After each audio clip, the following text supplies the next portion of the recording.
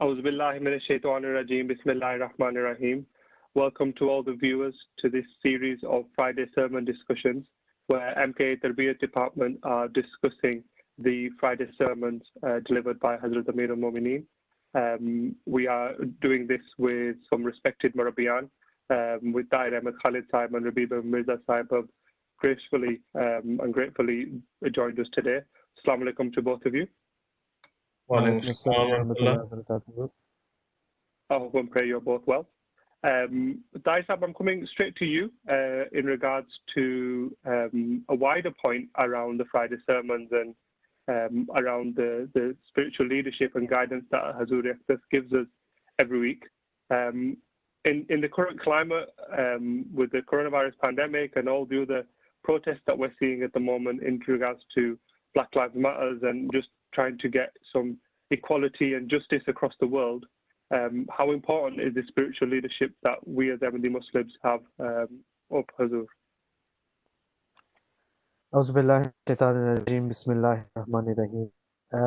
We can see that there's been an uproar of injustice or cruelty around the world. Hazur Anwar, the Caliph of the Ahmadi Muslim community, Hazur Anwar has always been at the forefront in guiding us, reforming us, and showing us the true way and examples of how to conduct ourselves in these situations, how to find the best solution to these problems and issues. So even with the Black Lives Matter movement, we see that Hazur Anwar in his Friday sermon 2 weeks ago, he explained to us how the government should be giving the due rights of the land, of the people of their countries, and that those people that are protesting, they should be doing it in a proper manner without force. Nothing. Hazur guided the government and warned them that when you use force, you won't be able to win their hearts, and you won't be able to fulfill your desires and your achieve your purposes which you try to do. Your aims, your objectives cannot be fulfilled through force. It has to be done through love, through affection, and the right manner. And in each situation, we see again Hazur Anwar has guided us again and again and shown us the correct way of dealing with issues and situations. We know even just yesterday there was a Twitter trend which was started by the community. For these, Hazur Anwar actually guided us and gave those who were in charge of this trend, who were going to be starting this trend, the 2 hashtags. And we know that with each Twitter trend, there's a hashtag which people follow, and then they use that to doing and make it a trend. And Hazur had given 2 hashtags. The first one was Innocent Lives Matter, and the second one was Supremacy of Justice. And we see that in these 2 hashtags, there's so much deep wisdom of how Hazur Anwar tries to show us that all innocent lives, all people, regardless if someone is black, white, brown, whichever background you're from, whichever color of skin you may have, you could be a criminal, and if you've done a crime, you will be liable for punishment. If someone is innocent, whether they are white or black or brown, whatever, they have to be dealt with justice. If they're innocent, then they should be unharmed, and that is why lives also matter. If they are being dealt with unjustly by the government or by those who are as officers above them. That is why these 2 hashtags hold so much deep wisdom within them, that we see that it's only through Hazur's grace and his deep-sighted knowledge and insight that he continues to guide us again and again whenever we come across any sort of uproar or issues like the world. Jazakallah for that, Dair Sahib. Really deep and thorough explanation there. Rabib Sahib, I'm now going to come to you in regards to more specifically the Friday sermon that's being done by Hazrat Khalifatul Masih, and the series on the companions of the Holy Prophet Muhammad sallallahu alaihi wasallam, and the companions that participated in the Battle of Badr. Can you just explain to us the significance of this series? Jazakallah. So this series that Hazur Anwar Aidullah Ta'ala bin Asal Aziz has dedicated to the companions of the Holy Prophet Sallallahu Alaihi Wasallam, the series of khutbahs, they are, in one sense, if you were to put it, revolutionary sermons, because as I was speaking to someone, there are some sects within Islam that unfortunately do not hold some companions of the Holy Prophet Sallallahu Alaihi Wasallam in reverence and esteem, and they use derogatory words against them. They also malign them and vilify them. So it is through these sermons of beloved Hazur that Hazur is actually showing as to the level and standard of righteousness, devotion, sincerity, and loyalty that these companions held. And in every single sermon, we hear about the great services that these companions rendered for the sake of Islam.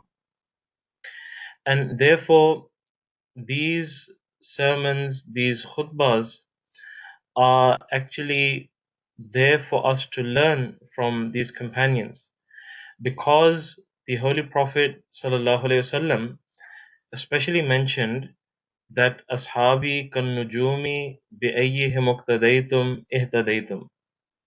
In other words, that my companions are like shining stars, whomsoever you follow, you shall attain guidance, or you shall be guided.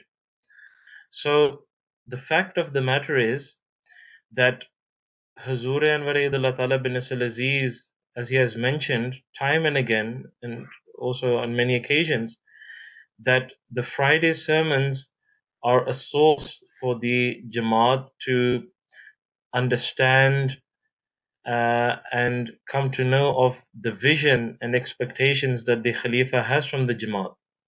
So with these sermons, Hazur Anwar Aidullah Ta'ala bin Asal Aziz is, in other words, manifesting and displaying his desire, his vision for the Jamaat, that they become like these companions, they become shining stars of guidance for other people. And therefore, Hazur Anwar Aidullah Ta'ala bin Asal Aziz, through these sermons, again, is actually providing insight and tarbiyat for the Jamaat. Because, I mean, for example, yesterday's khutbah about Hazrat Abdur Rahman bin Auf, we see the level of taqwa, the fear of God that Hazrat Abdur Rahman bin Auf held within his heart, the devotion that he had for Islam, the love for the Holy Prophet ﷺ that he held, and also the love that he had for his other fellow companions.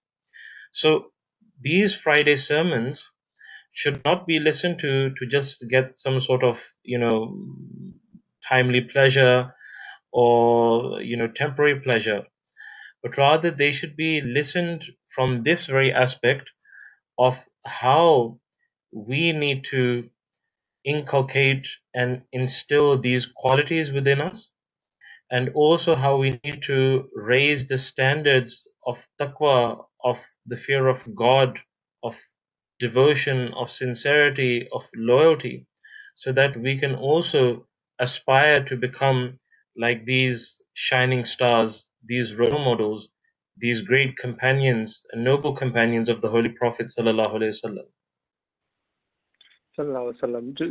Then that is pretty poignant that you mentioned those points there, Murab Sahib, Jazakallah. I think on a personal level for myself, the stories that we hear around the Holy Prophet Muhammad Sallallahu Alaihi Wasallam and all the on how the companions used to interact with him, also increase our love for the Holy Prophet Muhammad sallallahu alaihi wasallam as well, because it's just those stories that come around, and sometimes those are stories that I'm hearing for the first time, and sometimes they're repeated stories, but I think those stories again, you can't hear them often enough, and when you do hear them, it does end up increasing your love for the Holy Prophet sallallahu alaihi wasallam. Jazakallah for that.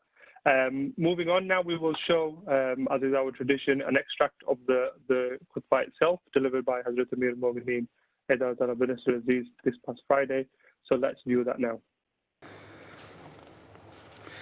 تاریخ طبری میں اس کی مزید تفصیل یوں بیان ہے کہ حضرت عبد الرحمن بن عوف بیان کرتے ہیں کہ مکے میں امیہ بن خلف میرا دوست تھا. اس وقت میرا نام عبد عمر تھا. مکہ ہی میں جب میں اسلام لایا تو میرا نام عبد الرحمن رکھا گیا. اس کے بعد وہیں جب کبھی وہ مجھ سے ملتا تو کہتا ہے عبد عمر کیا تم اپنے باپ کے رکھے ہوئے نام سے اعراض کرتے ہو؟ میں کہتا ہاں. اس پر وہ کہتا مگر میں رحمان کو نہیں جانتا، مناسب یہ ہے کہ کوئی اور نام تجویز کرو، اس سے میں تم کو مخاطب کروں گا، کیونکہ اپنے سابق نام پر تم مجھے جواب نہیں دیتے، اور جس بات سے میں ناواقف ہوں اس کے نام کے ساتھ میں تمہیں نہیں پکاروں گا. حضرت عبد الرحمن بن عوف کہتے ہیں کہ جب وہ مجھے اے عبد عمر کہہ کر پکارتا تو میں اسے جواب نہیں دیتا تھا. میں نے کہا کہ اے ابو علی، اس کے متعلق تم جو چاہو مقرر کر دو، یہ جو پرانا نام ہے یہ تو میں اس کے جواب نہیں دوں گا. اس نے کہا اچھا، تمہارا نام عبد الہ بہتر ہوگا. میں نے کہا اچھا.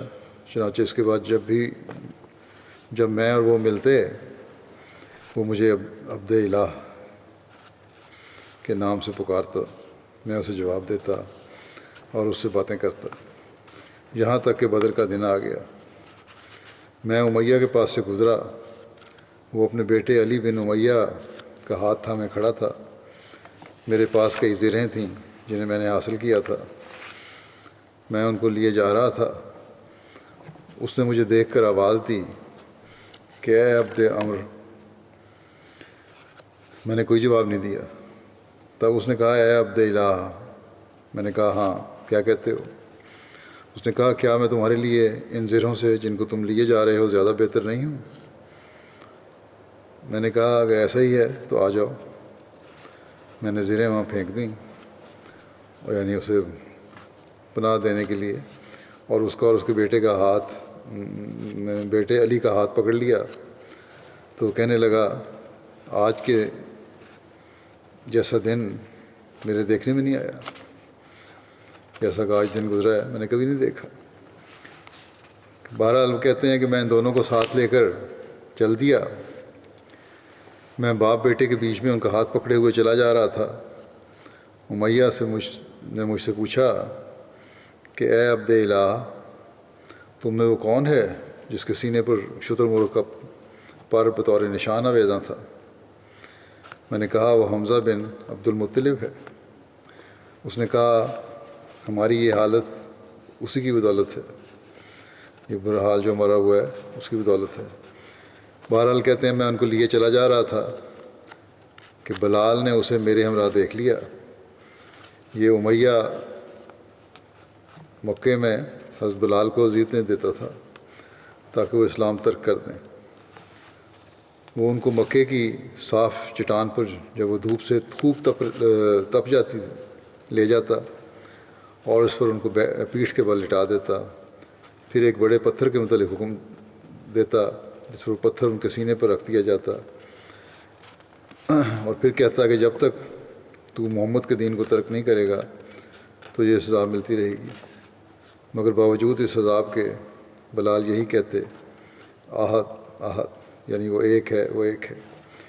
اس لیے اب جب اس کی نظر اس پر پڑی، یعنی حضرت بلال کی امیہ پر جب نظر پڑی تو کہنے لگے کہ امیہ بن خلف کفر کا سرغنہ ہے، میں نجات نہ پاؤں اگر یہ بچ جائے. حضرت عبد الرحمن بن عوف نے کہا اے بلال، یہ دونوں میرے قیدی ہیں. बिलाल ने फिर कहा, मैं निजात ना पाऊँ अगर ये बच जाए। हज़रत अब्दुर्रहमान ने हज़रत बिलाल से कहा, ए इब्न सौदा, तुम सुनते हो?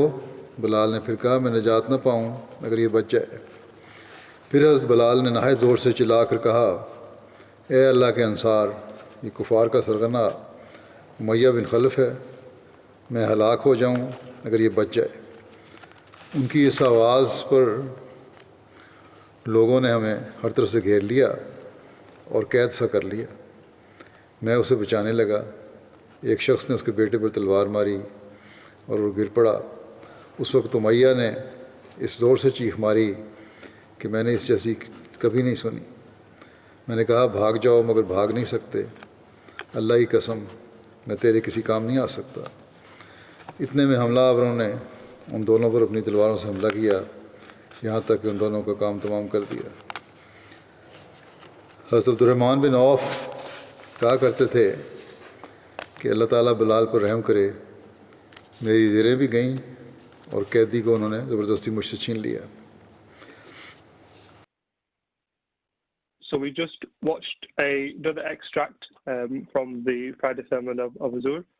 So just off the back of that extract, as you mentioned as well, Rabib Saab, that this past sermon was on Hazrat Abdur Rahman bin Auf, radiallahu ta'ala anhu.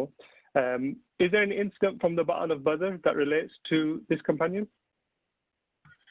Yes, we have the very famous incident and narration in regards to the Battle of Badr, where Hazrat Abdur Rahman bin Auf, so this was the, at the time when the lines were being drawn, or the lines were being made, before the battle had started. Hazrat Abdur Rahman bin Auf, he was a seasoned warrior, and generally it was the practice, it was the tradition at that time, that on the right and on the left of a soldier, they would always try to place somebody there who could actually be a support. So in other words, if your right and left, if you had good soldiers on your right and left, you would be well supported throughout the battle and in the battlefield as such. But Hazrat Abdur Rahman bin Auf, he saw that there were two children, maybe 14 or 14, 15-year-old, and he was somewhat in a state of shock that there were two small children besides him. But it so happened, and Hazrat Abdur Rahman bin Auf, relates this himself, that it so happened that one of the boys on one side tagged him, or pulled at him, and he whispered into his ear, and he said, "Uncle, tell me, who is Abu Jahl?" And Hazrat Abdur Rahman bin Auf pointed Abu Jahl out, and he said that he is the one that used to, unfortunately, torture the Holy Prophet sallallahu alaihi wasallam, and he would oppress the Holy Prophet sallallahu alaihi wasallam. And Hazrat Abdur Rahman bin Auf gave, the positive answer and said, yes, this was the person. And at the same time, the other boy, the other youngling, if you want to put it, on his other side, he also pulled at him, and he asked the very same question in the same manner, in whispering into his ear. And both boys, they said that, by God, we have made a pledge that we are going to be the ones who are going to bring down Abu Jahl. We are the ones that are going to kill him. And Hazrat Abdur Rahman bin Auf was just thinking about this passion and devotion that these two these two youths had. But in a split second, he says that, like an eagle, or it swoops onto its prey, the same was the manner in which these two boys brought Abu Jahl down. Like eagles, they leapt at Abu Jahl and they brought him down and they wounded him so much so that they brought him to the brink of death. So this is one incident in the Battle of Badr about Hazrat Abdurrahman bin Auf. But again, he was a seasoned warrior, and he also spoke about this very incident in a very loving manner. And I would say loving in this sense that he spoke about how these two boys were devoted for the cause of Islam. And again, it brings back to my earlier point around these sorts of stories increase our love for the Holy Prophet Muhammad sallallahu alaihi wasallam, because those companions that had that fortune of being in his company had so much love for him, and those are our role models as well that we should try and follow. Jazakallah for that, Rabib Sahib, a wonderful answer you've given there in response to that. Let's now move to our second clip from the extract of the Friday sermon that was delivered by Hazur. So let's watch that now. حضرت عبدالرحمن بن عوف کو یہ سعادت بھی ملی کہ حضرت صلی اللہ علیہ وسلم نے ان کے پیچھے نماز پڑھی. چنانچہ حضرت مغیرہ نے بیان کیا کہ وہ رسول اللہ صلی اللہ علیہ وسلم کے ساتھ غزوہ تبوک میں شریک ہوئے. حضرت مغیرہ کہتے ہیں کہ رسول اللہ صلی اللہ علیہ وسلم قضائے حاجت کے لیے فجر کی نماز سے پہلے تشریف لے گئے. میں نے آپ کے ساتھ پانی کا مشکیزہ اٹھایا. جب رسول اللہ صلی اللہ علیہ وسلم میری طرف واپس آئے، میں کھڑا تھا فاصلے پہ، جب میری طرف واپس آئے تو میں مشکیزے سے آپ کے ہاتھوں پر پانی ڈالنے لگا، اور آپ نے دونوں ہاتھ 3 مرتبہ دھوئے. پھر آپ نے اپنے چہرہ مبارک دھویا. پھر آپ اپنے بازوؤں کو اپنے جبہ سے باہر نکالنے لگے، لیکن جبے کی آستینیں تنگ تھیں، اس لیے اپنے ہاتھ جبے کے اندر داخل کیے اور اپنے بازو کو جبے کے نیچے سے نکال کر کونیوں تک دھوئے. پھر آپ نے اپنے موزوں پر مسح کر کے ان کو صاف کیا. پھر آگے چل پڑے. مغیرہ کہتے ہیں میں بھی آپ کے ساتھ آگے چلا، یہاں تک کہ ہم نے لوگوں کو پایا کہ وہ حضرت عبدالرحمن بن عوف کو آگے کر چکے تھے اور وہ ان کو نماز پڑھا رہے تھے. تو رسول اللہ صلی اللہ علیہ وسلم نے 2 میں سے 1 رکعت پائی، یعنی اس وقت تک 1 رکعت ہو چکی تھی، دوسری رکعت تھی فجر کی نماز کی، اور آپ نے دوسری رکعت لوگوں کے ساتھ پڑھی. کھڑے ہو گئے صف میں. جب عبدالرحمن بن عوف نے سلام پھیرا اور رسول اللہ صلی اللہ علیہ وسلم اپنی نماز پوری کرنے کے لیے کھڑے ہوئے، دوسری رکعت جو رہ گئی تھی پوری کرنے کے لیے کھڑے ہوئے، تو اس بات نے مسلمانوں میں گھبراہٹ پیدا کر دی اور بکثرت تسبیح کرنے لگے.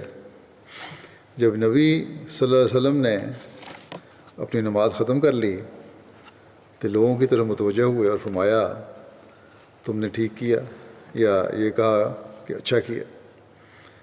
آپ صلی اللہ علیہ وسلم نے نماز اپنے وقت پر ادا کرنے کی وجہ سے ان پر رشک کا اظہار کیا کہ بہت اچھا کیا. حضرت مغیرہ کہتے ہیں کہ میں نے ارادہ کیا تھا کہ حضرت عبدالرحمن کو پیچھے کر دوں اس وقت جب ہم پہنچے تھے، جب وہ وسلم اور وہ یہ پہنچے، مگر نبی کریم صلی اللہ علیہ وسلم آیا رہنے دو، ان کو نماز پڑھانے دو. نماز کے بعد حضور صلی اللہ علیہ وسلم نے فرمایا کہ ہر نبی اپنی زندگی میں امت کے کسی نیک آدمی کے پیچھے نماز ضرور پڑھتا ہے. ایک اور بڑا اعزاز آن وسلم نے اس کو بخشا آپ کو، نہ صرف کہا کہ بڑا اچھا ہے نماز پڑھائی، بلکہ یہ بھی فرمایا کہ نبی کا میرا تمہارے نیچے نماز پڑھنا اس بات کی بھی تصدیق ہے کہ تم نیک آدمی ہو. ایک روایت میں ہے کہ حضرت عبدالرحمن بن عوف ظہر سے پہلے لمبی نماز پڑھا کرتے تھے، یعنی نفل پڑھا کرتے تھے. جب اذان سنتے تو فوراً نماز کے لیے تشریف لے آتے. So we just watched another extract of the Friday sermon delivered by Hazur. Tari Ahmed Khalid Sahib, I'm now going to come to you with our final question in regards to the Friday sermon delivered by Hazur. Hazrat Abdurrahman bin Auf anhu was part of a discussion with the Holy Prophet Muhammad sallallahu alaihi wasallam when they were discussing how to deal with a plague which was rampant at the time in Syria. What advice did the Holy Prophet sallallahu alaihi wasallam give? Zakla for asking this. I mean, this whole narration which Hazur Anwar Idrat Arabi Aziz mentioned yesterday is very significant to what we're facing in our time during this current pandemic as well. And to actually understand the background of how this narration was then heard by the rest of the companions is as such that when the army of the Muslim army was on its way to Syria, and within this army there were the Muhajirin, the Ansar, and the Muhajirin were there, the Ansar were there, and the elders of the Quraysh were there, and the others, the Muslims from Mecca and Medina, were also involved in the army. And Hazrat Umar Raziyallahu anhu, the Khalifa at the time, when he came to the front and he came to find out, they stopped in a place called Hajaz. And when they reached this place, on the way to Syria, he was told that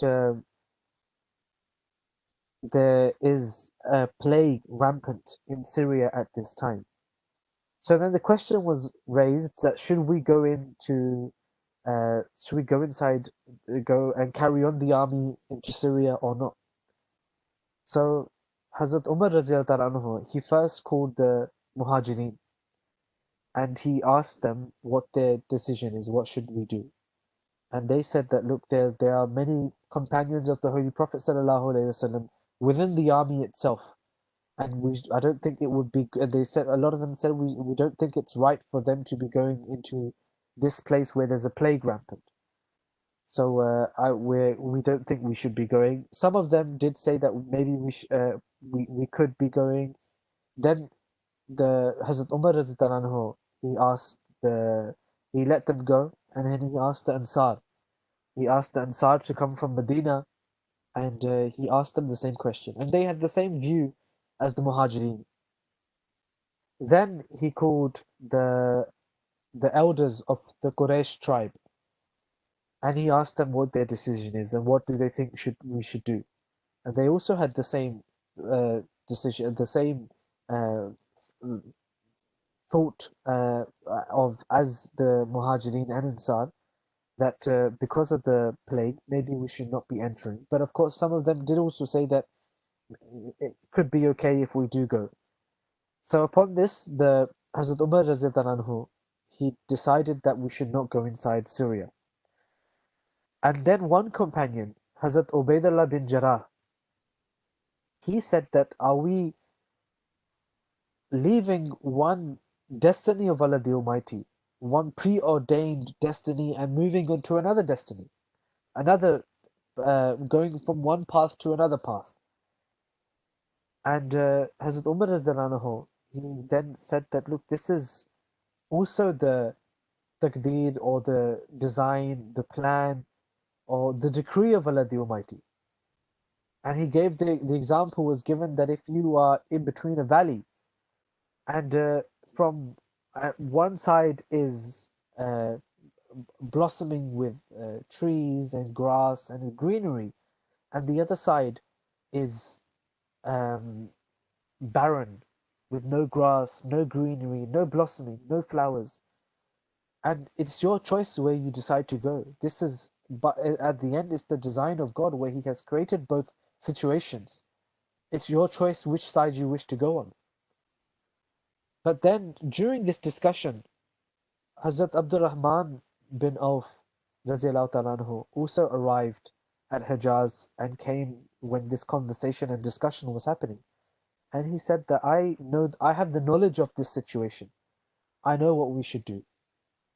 And he said that once the Holy Prophet sallallahu alaihi wasallam said that if there is a plague in a place, a place where you wish to go, do not go inside that place. Do not go inside that city or a town or country in that place where you are going, where there is a plague. Do not go there. And if you are in that place where that illness, where that plague is dominant, then you should not leave that area. And the wisdom behind this is that if there is a plague in one place, you shouldn't go to that place. And if someone is already in that place where the plague is rampant, he should not leave that area so that others could be affected by that plague. And then Hazuri Anwar Idra Ta'ala bin says he's said that those governments, those countries, which have actually listened and heeded this guidance and locked down and established the lockdown early on, we could see that they have taken benefit from this. And whereas those who did it a bit late, they have suffered. Jazakallah for that, Dari Sahib. I think you summarized that and you gave us some really brilliant background there. And I think that's probably a very poignant place to end. So I would like to say Jazakallah to both of you for spending your time and sharing your wisdom. And I hope the viewers have benefited from the discussion that we had today. There is no substitute for watching the khutbah, and there's no substitute for pondering on it. All we're trying to do here is just to pull out a few discussion points that we think would be good for the benefit of the viewers. With that, I will leave you for myself and say Jazakallah. And Dari Sahib, I will leave you the final words just to say, if anything, final points you want to make, and Jazakallah at the end of that discussion. I think you've summarized it quite rightly, that there's no substitute to the Friday sermon. And as Rabib Sahib mentioned as well, that a lot of the Muslim world, they are in need of this guidance. Even now, when Hazur is discussing particularly the companions of the Holy Prophet, the Muslim world needs to recognize and honor their status, which has been granted by God to them. And as now, we should be also remembering them and listening to the guidance and implementing what is telling us week in, week out. It is up to us. It is our responsibility. It is our duty to understand it and try to share that wisdom of Hazur Anwar to the rest of our brothers and sisters around the world. But again, the foremost duty is to try to listen to it live, and if not, then listen to it again on repeat and understand what Hazur is saying. May Allah Ta'ala enable us to fulfill those duties of ours. So Jazakallah again. Assalamu alaikum wa rahmatullahi wa barakatuh. Wa alaikum assalam.